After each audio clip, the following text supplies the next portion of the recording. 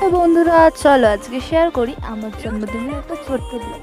Gift না পেতে কার না ভালো লাগে, সবার ভালো লাগে, আর আমার তো ভীষণই ভালো লাগে।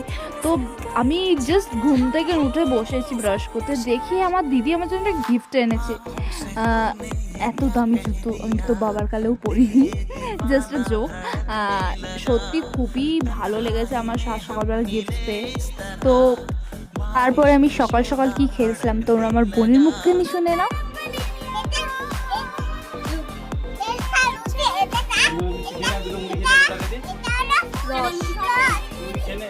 বাই।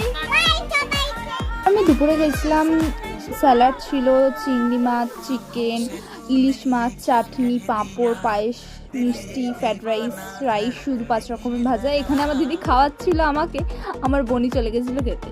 তারপর এখানে আমরা স্প্রাইট খাচ্ছিলাম মজা করতে করতে। মানে আমি কী করছিলাম কে জানে। তারপর এখানে আমি রেডি হয়ে একটু ঢং করছিলাম, আমার না খুব ভালো লেগেছে ড্রেসটা। আমি এইটা সাবানা দিয়ে নিয়েছিলাম, এখানে কিছু ফটোশ্যুট করলাম। তারপর এখানে সবাই মিলে পাগলের মতন হাততালি দিয়ে গান গাইছিলাম।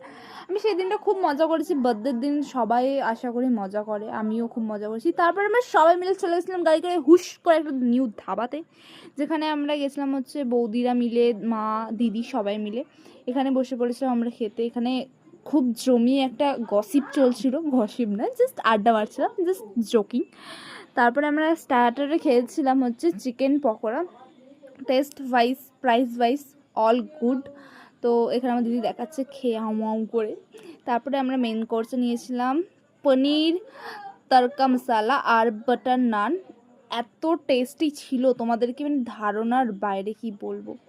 দেন আমরা স্প্রাইট খেয়ে বাড়ি চলে এলাম। এইভাবে আমি কাটিয়েছিলাম আমার বাড়ির দিন।